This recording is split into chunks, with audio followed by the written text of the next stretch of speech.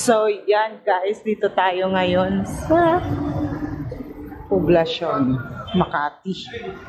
Dito tayo mag-spend ng New Year. So, ito yung mga area natin. May pa-hotspot, may hotpot. So, naka-check-in tayo sa Berjaya Hotel. Kung naalala nyo, yung tumakas nila si Poblacion. Bakit pa dito tayo mag-spend ng New Year? Kasi kaming dalawa lang po, yung anak ko na yan.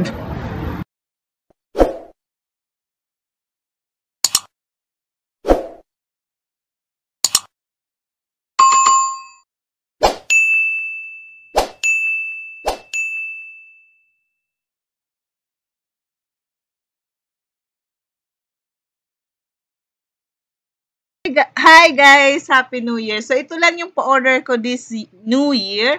Puto, yung puting puto kasi sa cakes binigay ko na sa aking anak. So ayan, kaya pero may nag-order ng putong puti kaya so ginawa ko na. So kailangan nyo lang ng 2 cups na all-purpose flour at saka 3/4 cups na granulated sugar. Napakadali lang nitong gawin at napakasarap. At saka 2 tablespoon of baking powder. Basta be sure na fresh talaga ang baking powder nyo. Then, i-mix nyo lang itong dry ingredients at saka kailangan nyo lang ng 1 1/4 na water. 1 1/4 lang talagang sa recipe po. Pero ang ginagawa ko is nagtatakal na ako ng 1 1/2 na water.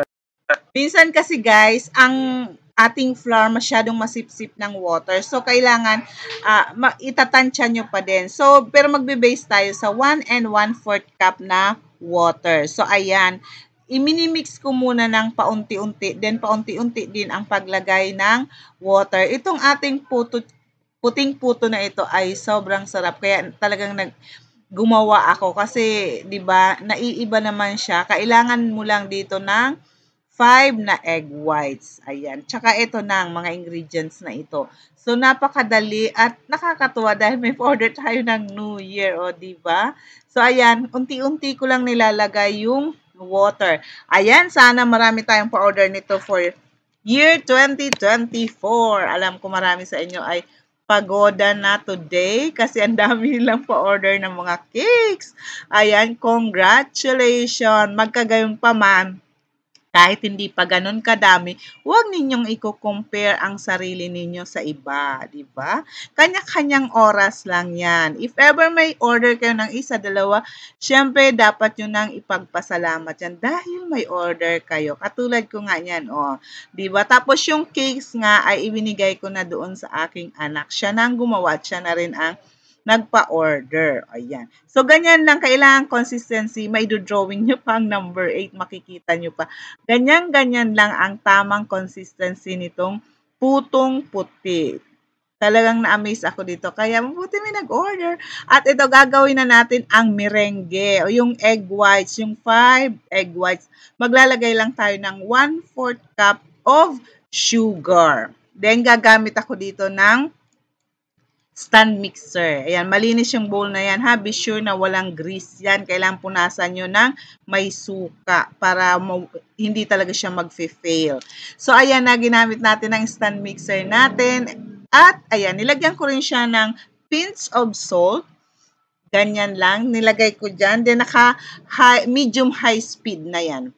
Then, paunti-unti nating ilalagay itong ating 1/4 na sugar. Then, pag nag-soft peak na, hindi ko na ipakita, sorry naman, ihahalo nyo na doon sa white butter natin sa tatlong pagkakahati-hati or into 3 parts. Ayan, ganyan. So, wag nyong hahaluin ng mabuti ha. Wag nyong i-overmix. Kailangan maghalo lang ang merang at saka ng butter ng tama lang, hindi yung babagsak para mas maganda ang tubo ng ating puto. O, diba? Sana may mga mag-order. Kasi masarap ito sa okasyon. O, diba? Kasi meron pa siyang, sa ibabaw, meron siyang itlog na maalat at saka ng cheese. Nilagyan ko talaga siya ng napakaraming cheese at itlog na maalat. So, ayan, almost finished na. At nagpakulo na rin tayo ng ating tubig sa loob ng steamer. Ayun. So, ayan. Ang steamer ko, ayan ang aking molder. Medium size siya. Nilagyan ko siya nung cake liner. Yung manipis lang, yung nabibili sa palengke. Ayan. So, manipis lang para mas madaling tanggalin siya. So, ganyan lang. 1/4 lang ang bawat isa, ang lagay ko sa bawat isa. So, ganyan. At mayroon siyang topping na itlog na maalat at saka cheese. Okay, so yun lang. And then, ito na nga ang ating ganap ngayong year 2024, January 1st. So, before New Year itong ating video.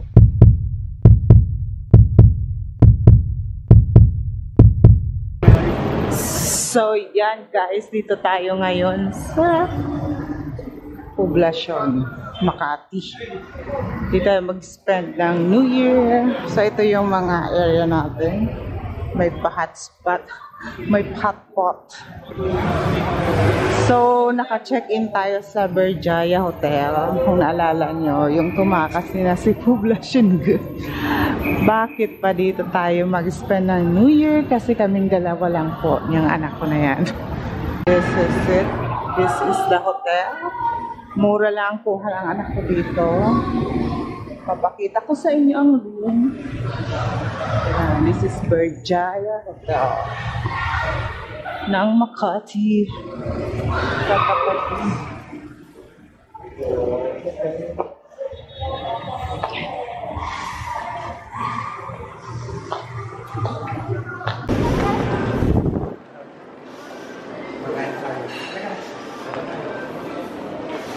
Meron silang kainan. May sa taas pa. Sabi visit Malaysia. Yeah. Next year. Hopefully. Next We'll year. definitely visit Malaysia.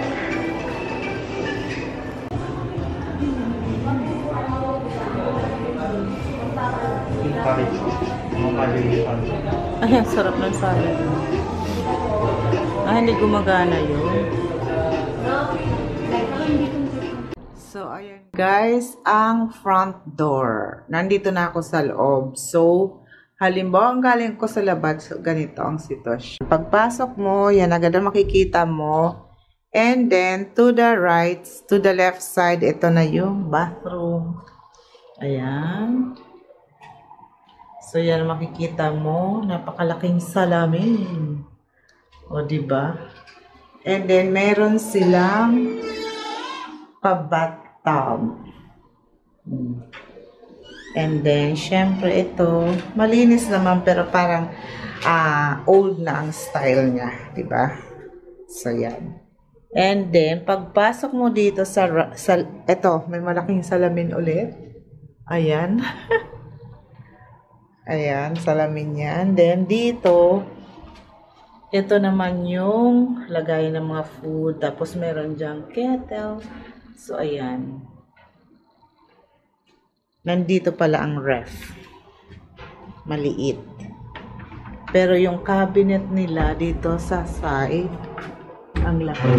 Ayan. Nag-iilaw siya. Meron pa siya doon. Lagay ng pera or mga valuable items. So, ayan. And then, so, mayroon silang dalawang double bed ba to? Ayan, double size. Okay. So, ayun doon. Ayan, may couch, may table. And then, may TV. Yan. So, ayan, may pa-lampshade. At ito, ang couch. That's my area. Tapos, ayan. Malaki siya. Good for two kasi nga, ako at saka yung anak ko. Kasi nga, yung dalawa kong anak, pareho ng may pamilya. So, sa New Year, syempre, doon sila sa pamilya ng lalaki. So, itong panganay ko, wala pang asawa. So, kami ang magkasama. Kaya, dito kami nag-check-in sa Berjaya Hotel. Ito yung view natin sa labas. Look at that! Kita nyo ba?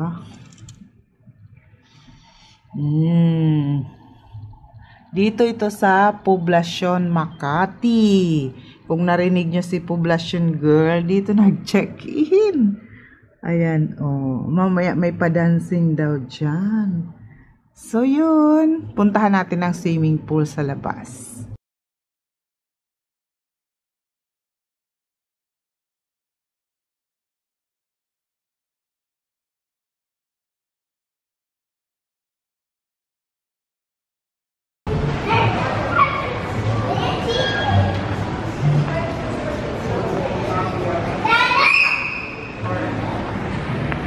Milan.